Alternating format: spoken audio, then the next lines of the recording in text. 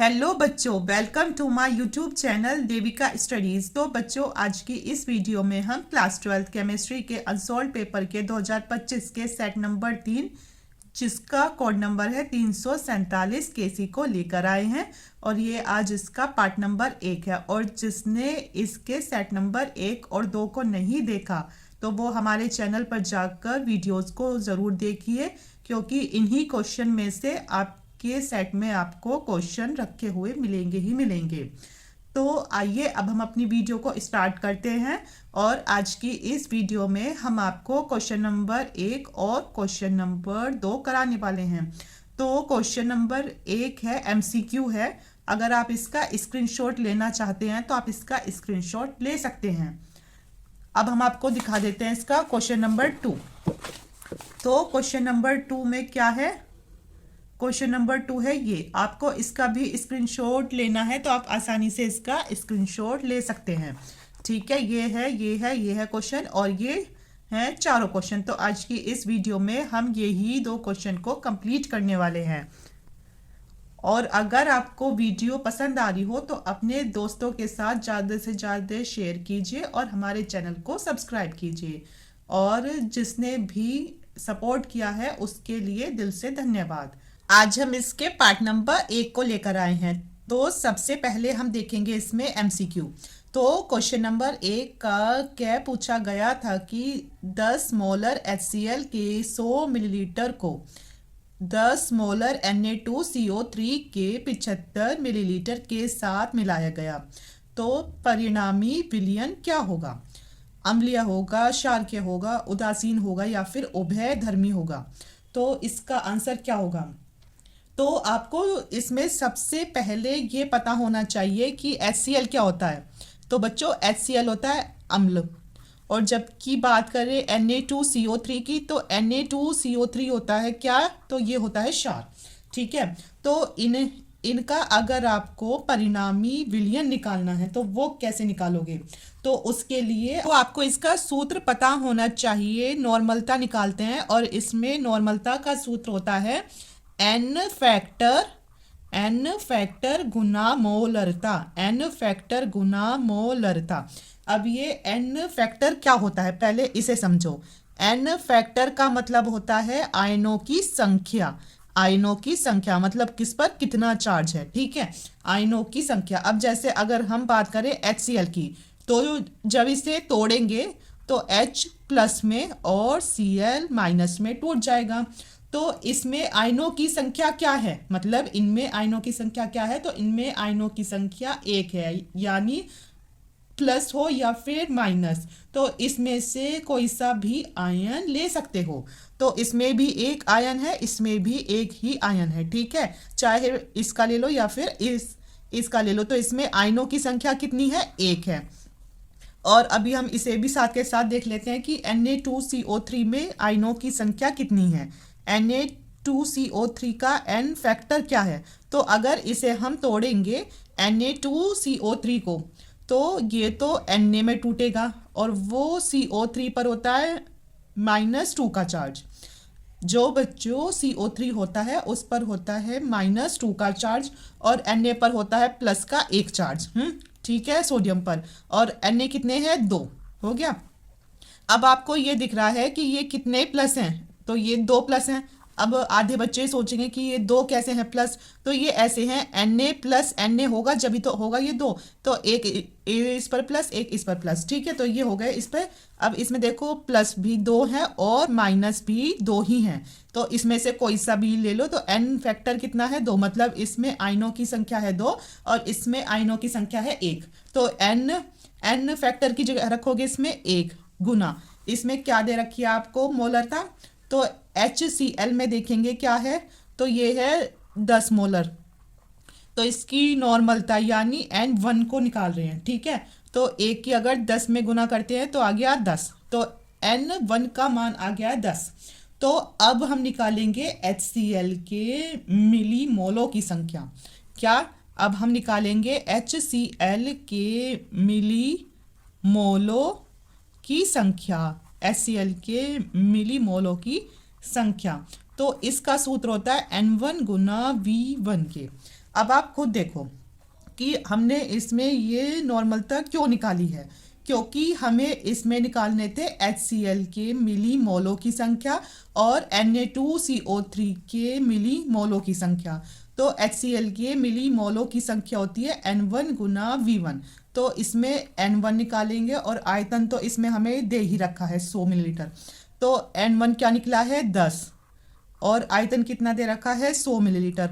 तो हमारा HCl के जो मिली मोलों की संख्या कितनी आई है 1000 आ गई। ठीक है, अब हम Na2CO3 की करेंगे नॉर्मलता। तो आप इधर लिखोगे Na2CO3 की नॉर्मलता। तो नॉर्मलता का सूत्र है N फैक्टर गुना मोलरता, N फैक्टर गुना मोलरता। और N फैक्टर क्या आया है इसका 2 और इसकी मोलरता भी कितनी दे रखी है 10। आपको ना यकीन हो तो यहाँ देख लो, यहाँ भी कितनी है मोलरता 10 और इसकी भी कितनी दे रखी थी 10। तो ये कितने हुआ, तो N2 का मान कितना हुआ, तो यहाँ N2 का मान आ गया है 20। ठीक है, तो अब ऐसे ही निकाल देंगे Na2CO3 के मिली मोलों की संख्या, मिली मोलों की संख्या। तो उसका सूत्र होता है N2 गुना V2 के। N2 निकला है 20 और आयतन कितना दे रखा है आपको दूसरे में, तो ये दे रखा है आपको 75 मिलीलीटर। तो 75 से गुना कर दो तो कितना है 1500। तो अब इसमें ये बताओ कि 1000 ज़्यादा है या फिर 1500 ज़्यादा है।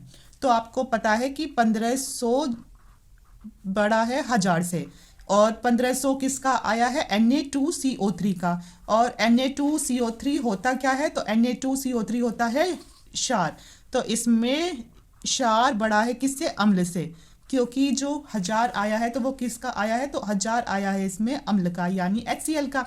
तो फिर इसमें यही पूछा गया था कि इसका जो परिणामी विलयन है तो वो क्या होगा, तो वो बच्चों क्षारकीय होगा। क्या होगा, तो इसका आंसर होगा क्षारकीय। अगर आपके सेट में भी ऐसा क्वेश्चन आता है तो फिर कंफ्यूज नहीं होना, अच्छे से समझना। अगर पूछा गया है आपसे परिणामी विलयन क्या होगा तो उसके लिए आपको इसे ऐसे सॉल्व करना पड़ेगा। अब इसमें अगला क्वेश्चन क्या पूछा गया था, अगला क्वेश्चन आपको दिया गया है कॉपर का। तो इसमें पूछ लिया गया कि इसके अयुग्मित इलेक्ट्रॉनों की संख्या क्या है। तो जो कॉपर है उसका जो परमाणु क्रमांक होता है तो वो होता है 29 और इसका इलेक्ट्रॉनिक विन्यास होता है 1s2 और 2s2, 2p6 और 3s2, 3p6, 4s1 और 3d10। ठीक है, पर आपको ये भी दिख रहा है कि जो इसमें कॉपर है उस पर कितना चार्ज है, उस पर है प्लस का 2 चार्ज। इसका मतलब कि इन्हें अपने जो 2 इलेक्ट्रॉन है वो इन्हें देने पड़ेंगे। तो अगर 29 में से 2 चला जाएगा तो इसका मतलब अब कितना बचा 27। तो अब हम निकालेंगे कॉपर 2 प्लस का। तो 1s2 और 2s2, 2p6, 3s2, 3p6। अब यहाँ 1 है और यहाँ कितना है 10 और हमें इसमें से कितने निकालने हैं 2। एक तो इसका चला गया, ठीक है, तो ये हट गया और एक इसमें से चला गया तो ये कितना बचा 3d9 बचा। कितना बचा 3d9 बचा। और आपसे इसमें पूछा गया है अयुग्मित इलेक्ट्रॉन। तो ऐसे समझिए कि जो भी युग्मित होते हैं मतलब उनके क्या होते हैं, जोड़े होते हैं, पेयर होते हैं, उनके क्या होते हैं, उनके पेयर होते हैं। और जो अयुग्मित इलेक्ट्रॉन होते हैं, अयुग्मित इलेक्ट्रॉन कैसे होते हैं कि जिनके जोड़े नहीं होते हैं, मतलब अनपेयर होते हैं। ठीक है, मतलब इनका तो साथी होता है और इनका साथी नहीं होता है कोई भी। ये तो ऐसे करके आ जाएंगे, जैसे एक इसमें डिब्बे में एक ही हो गया, एक ही हो गया, तो ये हो गए पेयर। और जबकि जो अयुग्मित होते हैं उनका कोई भी साथी नहीं होता, वो अकेले होते हैं, तो ऐसे करके। ठीक है, तो इसमें आपसे यही पूछा गया कि इसमें अयुग्मित इलेक्ट्रॉनों की संख्या कितनी है। तो अब इसका ये डिब्बा बना लेते हैं। डी कक्षक जो होता है तो उसमें कितने होते हैं 5, 1 2 3 4 और ये 5, 1 2 3 4 5 हो गए। अब कितने इलेक्ट्रॉन आने इसमें 9, 1 2 3 4 5 6 7 8 9। ठीक है, तो अब इनके तो सबके हैं जोड़े, पर इस एक का कोई भी जोड़ा नहीं है, मतलब ये अयुग्मित इलेक्ट्रॉन है। तो आपसे यही पूछा है कि इसमें अयुग्मित इलेक्ट्रॉन कितने हैं, तो इसमें अयुग्मित जो इलेक्ट्रॉन है तो वो एक है, तो इसका आंसर होगा ये। ठीक है।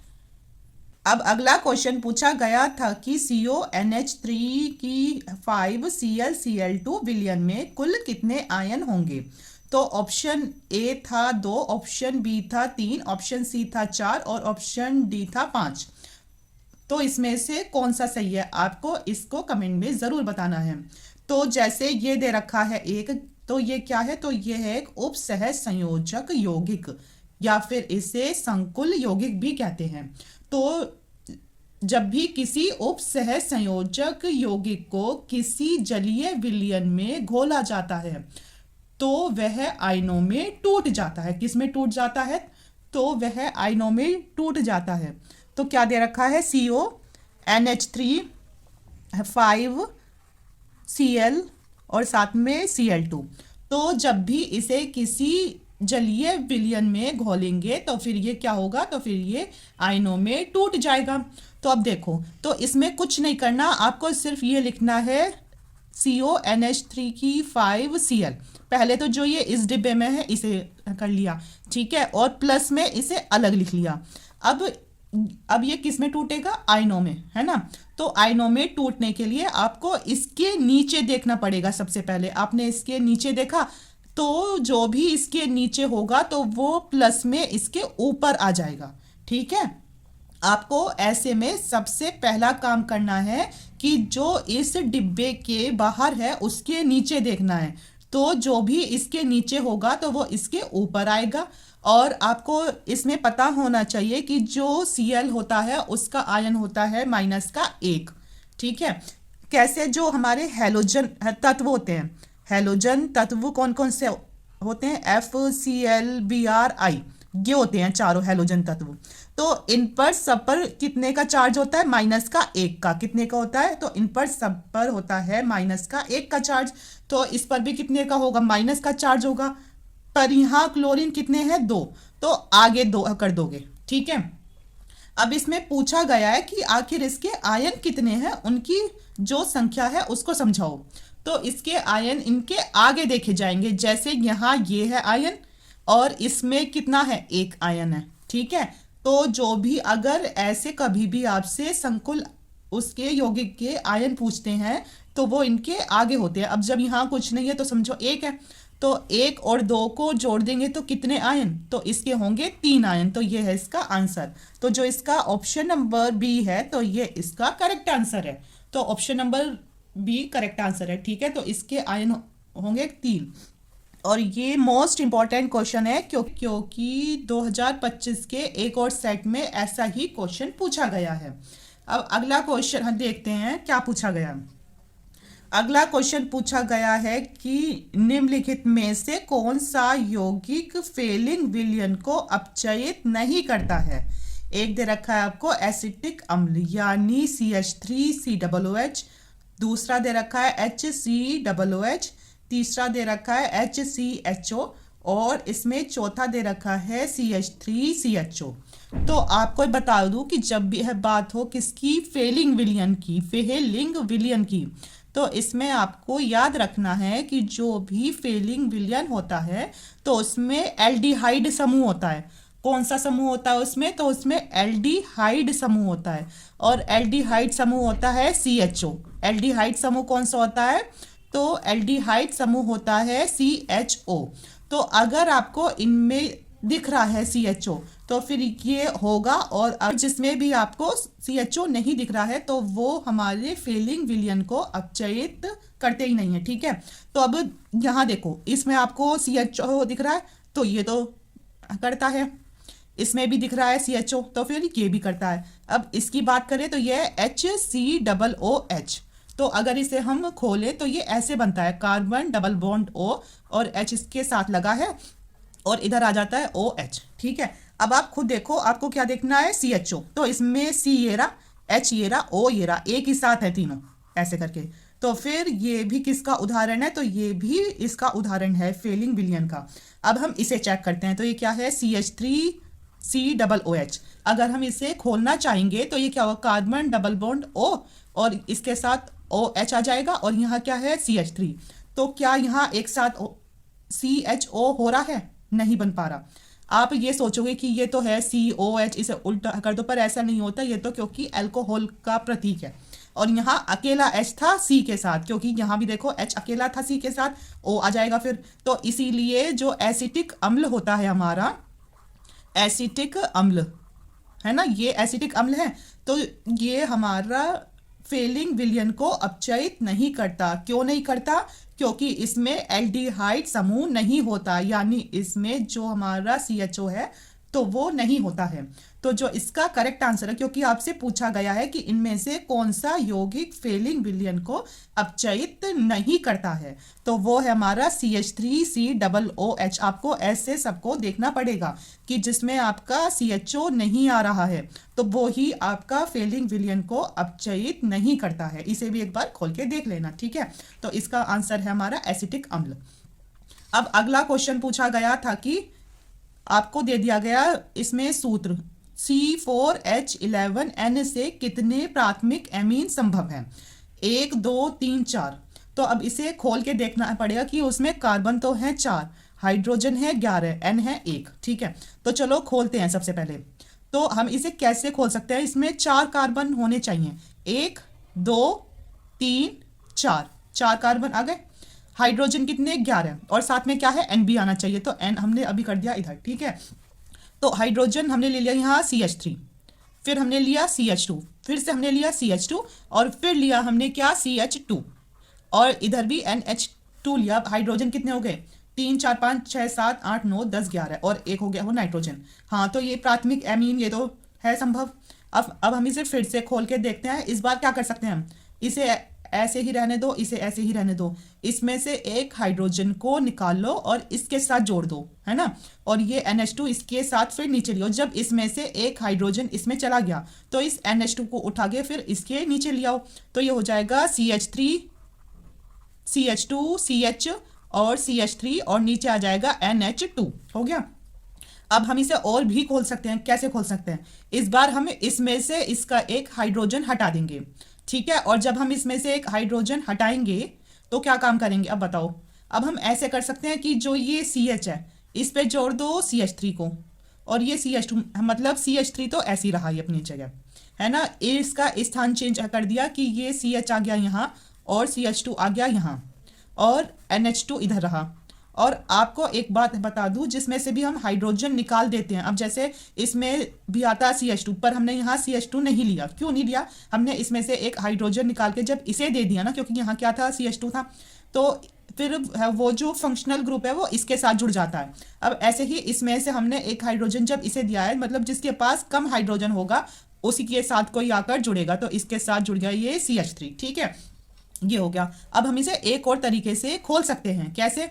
जो ये CH3 है ये तो अपनी जगह ऐसी रहा, इस बार लेंगे सिर्फ और सिर्फ कार्बन, और इधर लिया हमने CH3, हो गया। इसके ऊपर NH2 जोड़ दो, और इसके नीचे जो CH3 था ये ऐसे जोड़ दो, मतलब ये CH3 ऐसी रहा, ये इसका नीचे वाला ऐसी रहा, ये ऐसी रहा। ये जो इसका एक हाइड्रोजन था ये इसके साथ जोड़ दिया, और NH2 भी इस कार्बन के साथ जोड़ दिया। तो फिर इसके जो संभव हैं तो ये चारों तरीके से ही इसे खोल सकते हैं।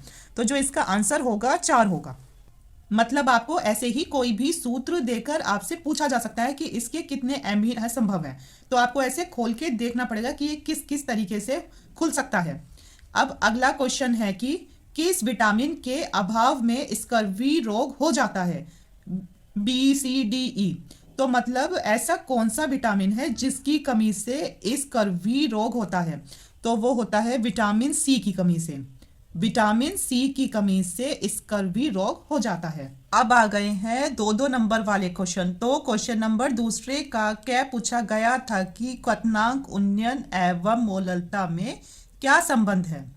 तो ये क्वेश्चन 2 नंबर का पूछा गया था, और ये बहुत ही इजी क्वेश्चन है। आप इसमें हेडिंग डाल के ऐसे लिखोगे और फिर इसका सूत्र लिख दोगे कि जो डेल्टा TB है तो वो अनुक्रमानुपाती होती है M के, ठीक है, मोललता के, कि जो डेल्टा TB है तो वो M के अनुक्रमानुपाती होती है।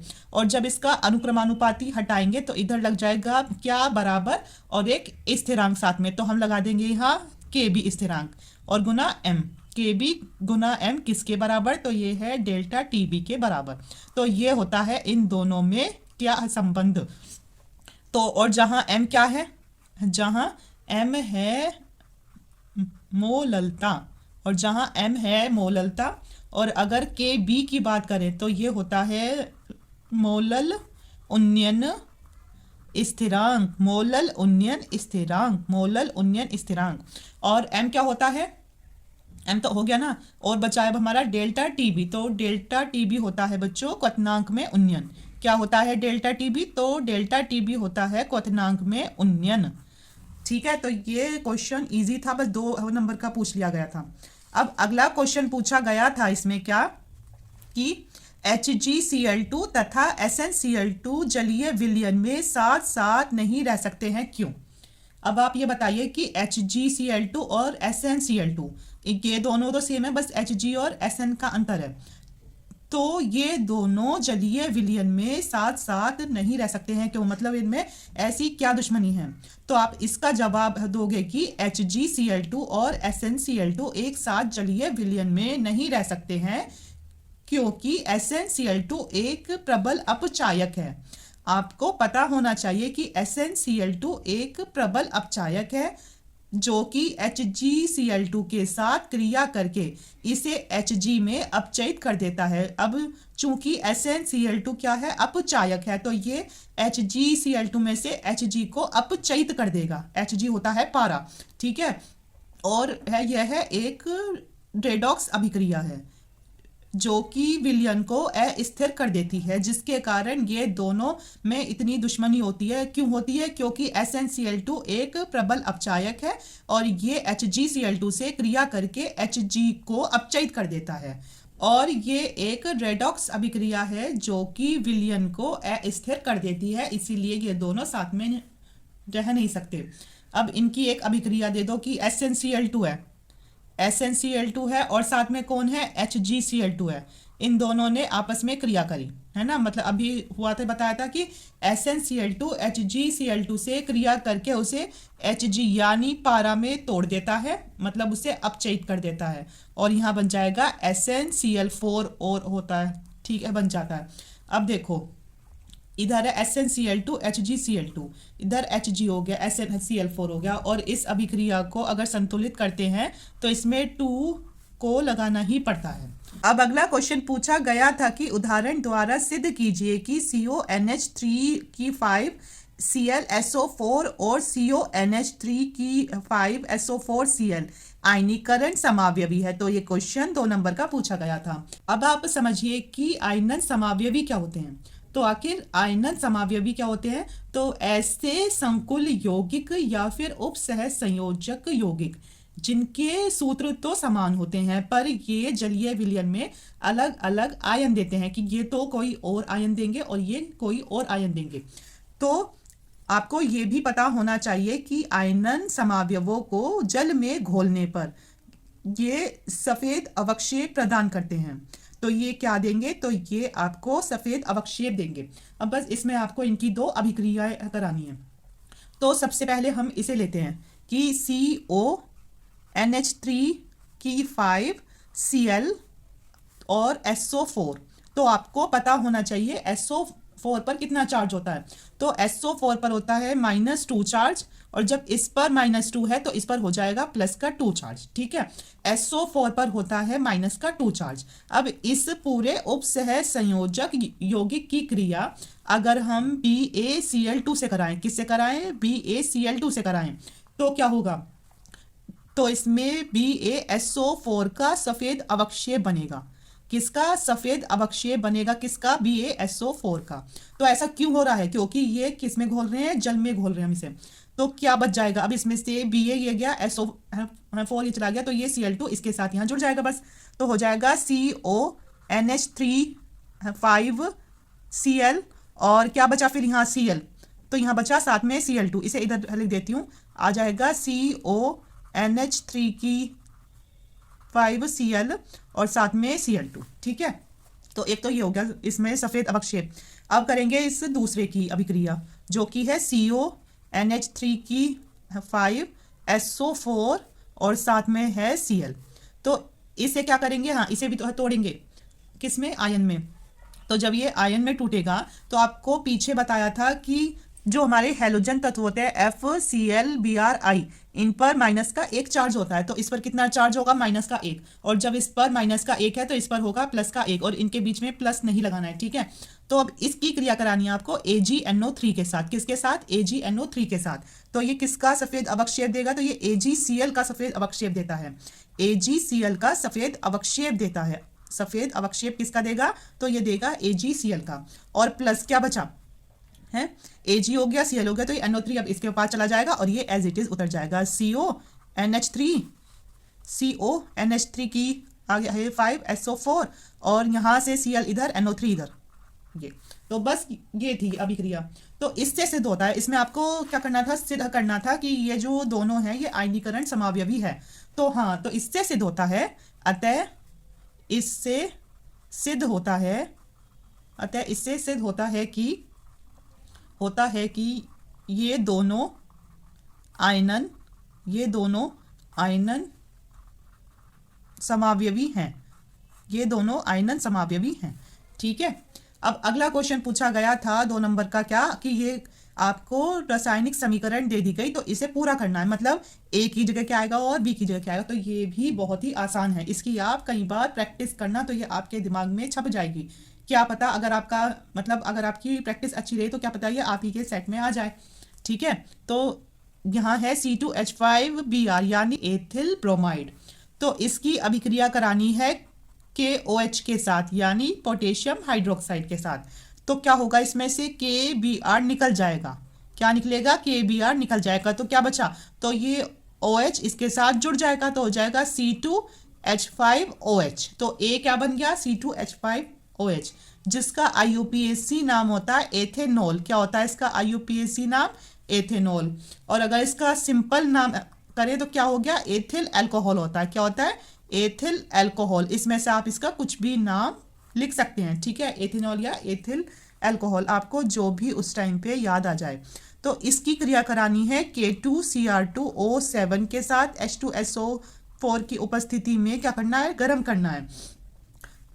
तो क्या बनेगा, तो कुछ नहीं, इसमें CH3COOH यानी एथेनोइक अम्ल बन जाएगा। क्या बन जाएगा, एथेनोइक अम्ल कह सकते हो, या फिर इसे नॉर्मल एसिटिक अम्ल कहते हैं, इसे। और अगर इसका IUPAC नाम होता है एथेनोइक अम्ल और इसका ऐसे ही साधारण नाम होता है एसिटिक अम्ल। तो आपको उस टाइम पे जो भी याद आए आप उसे ही लिखे आना, ठीक है। तो आज की वीडियो में इतना ही, और जिसको वीडियो पसंद आ रही हो तो अपने दोस्तों के साथ ज़्यादा से ज़्यादा शेयर कीजिए और हमारे चैनल को सब्सक्राइब कीजिए। Thank you.